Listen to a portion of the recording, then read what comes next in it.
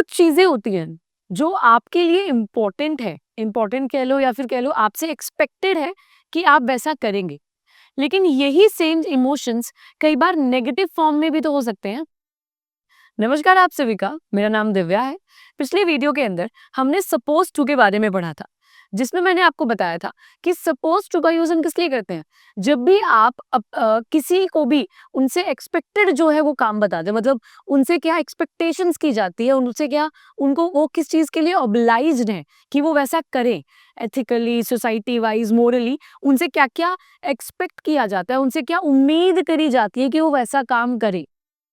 लेकिन कई बार ऐसे एक्शंस भी तो होते हैं, कई बार ऐसे इमोशंस भी तो होते हैं जो कि नेगेटिव फॉर्म में बयां किए जाते हैं कि भाई आपसे ऐसी उम्मीद नहीं की जाती है कि आप ऐसा करेंगे।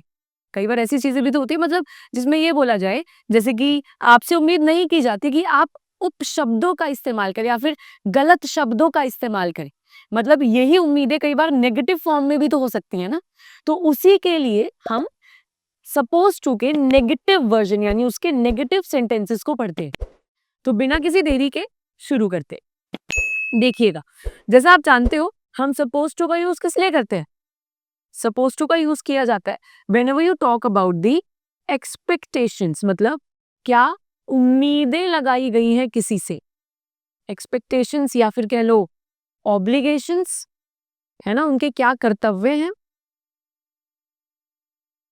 राइट। इसके लिए सपोज टू का यूज करते हैं। इसी का ही सेम नेगेटिव वर्जन नहीं एक्सपेक्ट किया जाता है, आप नहीं ऑब्लाइज हो, आपका वो कर्तव्य नहीं है काम करना, वही सपोज टू का नेगेटिव वर्जन हो जाता है। जैसे कि आप जानते हो सपोज टू के पॉजिटिव सेंटेंस में हमने क्या पढ़ा था, हम इज एम आर के साथ सपोज टू लगा के वर्ब की फर्स्ट फॉर्म लगा रहे थे। जैसे कि you are suppose to make sentences, I am suppose to teach you something, right? Being the citizen of India, we all are supposed to respect the nation. We all are supposed to help the needy people, right? अब इसी का ही negative version क्या हो जाएगा, उसमें is am are के साथ suppose to लगा के वर्ब की थर्ड फर्स्ट फॉर्म आ रही थी। इसके अंदर हम क्या करेंगे, वैसा ही रहेगा, बस इसमें नॉट लगा देंगे हम इज एम और आर के साथ। तो रूल क्या कहता है, subject is am are plus not, then same to same सब वही रहेगा। कैसे, सपोज टू लगा देंगे एंड देन वर्ब की फर्स्ट फॉर्म और ऑब्जेक्ट, राइट। ये इसका प्रॉपर रूल हो जाता है, जिसके अंदर इज एम आर के साथ नॉट, ये ध्यान देने वाली बात है नेगेटिव में। Then we use suppose to and main action दिखाने के लिए हम वर्ब की फर्स्ट फॉर्म का यूज करते हैं। ठीक है, क्या बताया गया कि ऐसी उम्मीद नहीं की जाती कि आप ऐसा ना करें। जैसे कि हम सब लोग being the part of this society, समाज का हिस्सा होने के नाते, इस समाज के अंदर कई सारे एजेस के लोग हैं, कई सारी कम्युनिटी के अलग अलग लोग हैं। तो हम सबका क्या कर्तव्य बनता है, हम सबका कर्तव्य बनता है कि हम सबकी रिस्पेक्ट करें, किसी का भी अनादर ना किया जाए, है ना, किसी के भी इमोशंस को हर्ट नहीं किया जाए, नहीं करना चाहिए हमें, है ना।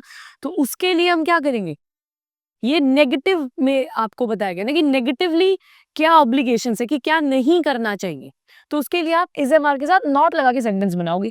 जैसे कि we are not supposed to हो जाएगा, we are not supposed to disrespect anyone. We are not suppose to disrespect, नहीं करना है। डिसरिस्पेक्ट वर्ब की फर्स्ट फॉर्म के तौर पे यूज किया है। इसी तरीके से जैसे कि आप कई बार किसी लोगों को बोलते हो ना कि जैसे स्कूल के अंदर कई बार टीचर्स बच्चों को सलाह देते हुए बोलते हैं ना कि अब जब वो उनको उनके कर्तव्यों के बारे में बताते हैं कि आपसे ये उम्मीद नहीं की जाती कि आप यहाँ पर गाली देंगे, है ना। स्कूल है एक ऐसी अथॉरिटी है जहाँ पर स्टूडेंट्स आते हैं कुछ सीखने के लिए, राइट। तो क्या बोल सकते हैं हम, you are not supposed to, you are not supposed to abuse here, है ना। We Indians are not supposed to make our country dirty, या फिर litter the country. So we are not supposed to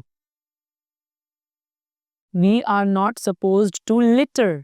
litre का मतलब होता है गंदा करना. We are not supposed to litter our nation. Right. एक अच्छा नागरिक होने के नाते हमसे उम्मीद की जाती है कि हम किसी के भी साथ कोई चीटिंग ना करें, किसी के साथ गलत ना करें. तो वो सेंटेंस भी इसी में ही आएगा, जैसे कि we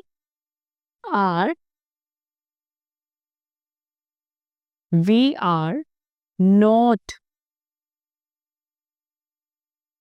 supposed to cheat anyone. Right. जैसे कई बार हम स्टूडेंट्स के जब एग्जाम चल रहे होते हैं तो पेरेंट्स बोलते हैं ना, ये आपसे उम्मीद नहीं की जाती कि आप टाइम वेस्ट करोगे. You are not suppose to waste your time. They are not supposed to run from there. मतलब आपसे उम्मीद नहीं की जाती है कि आप वहां से सबको छोड़ के भाग जाओ. कोई कोई लोग होते हैं ना, जो जब जरूरत की वाकई में जरूरत होती है तो साथ छोड़ के चले जाते हैं. So they are not suppose to leave you when they are in need. Same ऐसे ही जाएंगे हम इसके इंटेरोगेटिव सेंटेंसेस के अंदर भी. इंटेरोगेटिव में यानी क्वेश्चंस में क्या करेंगे, कुछ नहीं करेंगे. जो सेम है रूल, इसी को जाने देंगे. बस इज एम आर को आगे और सब्जेक्ट को पीछे रख देंगे, जिसमें हम क्या सवाल पूछेंगे कि भाई क्या उम्मीद करी जाती है, हम लोगों से क्या उम्मीद करी जाती है. बेसिकली यहाँ पे आप सवाल पूछ रहे हो एक्सपेक्टेशंस और ऑब्लिगेशन से रिलेटेड कि what are we suppose to do. Right. तो देखते हैं इंटेरोगेटिव वर्जन को भी.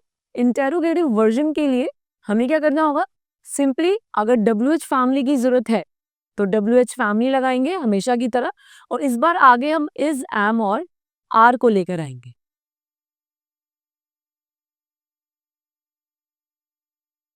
इज, एम, आर को आगे लाएंगे. Then we put the subject और उसके बाद supposed to. Then first form and the object. Right. क्या किया हमने, इज एम आर को आगे और सपोज टू को पीछे लेके गए हैं. इसमें क्या था, इज एम आर पीछे था, सब्जेक्ट आगे था. इसके अंदर हमने क्या किया, इज एम आर को आगे, सब्जेक्ट को पीछे ले जाके फिर सपोज टू के साथ वर्ब की फर्स्ट फॉर्म का हमने यूज किया. इसके अंदर बेसिकली आप सवाल पूछो. जैसे कि मान लो मैं कहीं पर गई और मैं कहती हूँ कि मेरे से क्या उम्मीद की जाती है कि मैं क्या करूं आपके लिए. राइट. तो वहां पे क्या सेंटेंस हो जाएगा, what am I suppose to do here. What, अब यहाँ से एम, क्योंकि मैं अपने लिए बात कर रही हूँ, सब्जेक्ट यहाँ पे आई है तो यहाँ पे एम आ गए. What am I supposed to do here. What am I supposed to do here? यानी मुझसे क्या उम्मीद करी जाती है कि मैं यहाँ पर क्या करूं. राइट. तो इस तरीके से सेंटेंस यूज किया जाता है. जैसे कि मैं कहती हूँ कि क्या आपसे ये उम्मीद की जाती है कि यहाँ पे आप बहुत जोर जोर से चिल्लाएंगे. सवाल पूछा गया है, सवाल पूछा गया है ना, तो क्या बोल देंगे, आर यू. अब यहाँ पे यू है तो आर आ गया, पीछे सब्जेक्ट दी था तो यहाँ पे आर आ गया. Right. Are you supposed to, are you supposed to shout है. मतलब कई बार हम किसी को टॉन्ट मारते हैं ना, टॉन्ट देते हुए बोलते हैं कि आपसे क्या ये उम्मीद की जाती है कि आप जोर जोर से चिल्लाएंगे. है तो अपने आप में क्वेश्चन वाले सेंटेंस ना.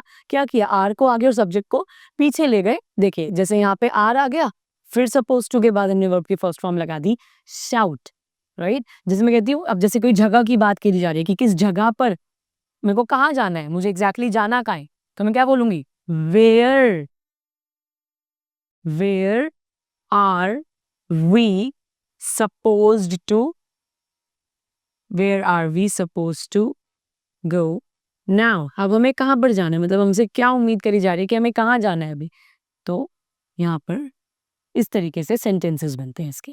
तो ये होते हैं इंटेरोगेटिव सेंटेंसेस, जिसमें आप बेसिकली पूछते हो कि भैया क्या उम्मीद की जाती है हम लोगों से, क्या करें. राइट. तो इस तरीके से बनते हैं पॉजिटिव्स के, नेगेटिव्स के और इंटेरोगेटिव्स के सेंटेंसेस. एक बार दोबारा से गो थ्रू करते हैं. अगर मैं कहती हूँ we are supposed to, we are supposed to read, we are supposed to read English. ये एक पॉजिटिव सेंटेंस है, आर के साथ सपोज टू लगा के फर्स्ट फॉर्म लगाई. वहीं इसका नेगेटिव वर्जन क्या कहता है, we are not supposed to, we are not supposed to play here. मतलब हम यहाँ पर नहीं खेल सकते, हमसे आशा नहीं की जाती कि हम यहाँ पर खेलें। तो नेगेटिव के लिए क्या किया हमने? Are not suppose to play, we are not suppose to play here. वही इंटेरोगेटिव के लिए इस आर को आगे वी को पीछे ले जाएंगे, तो सेंटेंस क्या बन जाएगा? सवाल पूछा जा रहा है, आर वी सपोज टू पे मनी है? क्या हमसे उम्मीद की जाती है कि हमें यहाँ पे पैसा पे करना है? क्या हमें यहाँ पे पैसा पे करना है? आर वी सपोज्ड टू पे हियर? तो ध्यान दीजिए, यहाँ पे आर सपोज टू वर्ब की फर्स्ट फॉर्म, राइट? तो ये कौन सा सेंटेंस हुआ? ये हुआ पॉजिटिव सेंटेंस, ये हुआ नेगेटिव सेंटेंस, और ये हो गया इंटेरोगेटिव सेंटेंस। तो ये होते हैं सपोज टू के सारे यूजेस। अब बारी आपकी इनको यूज करने की। देखो, सपोज टू जो है ना, वो बहुत फॉर्मल तरीके से बोला जाता है। मतलब जब आप बहुत ज्यादा प्रोफेशनल तौर पे बोलना चाहते हो ना, तब इसका हम बहुत हद तक यूज करते हैं। तो आप लोगों से यही उम्मीद है कि आप इन सेंटेंसेस को यूज करेंगे, अपनी डेली लाइफ में प्रैक्टिस करेंगे, क्योंकि इनको यूज करने से आपकी इंग्लिश और भी ज्यादा बेहतर और मैनेजरियल साउंड करती है। तो अगर आप भी अपनी इंग्लिश को एक मैनेजरियल को एडवांस टच देना चाहते हो, तो इन सपोज टू के सेंटेंसेस को आज ही से शुरू कर दो, यूज करना शुरू कर दो। तो मिलते हैं आपको नेक्स्ट वीडियो में, तब तक के लिए थैंक यू सो मच।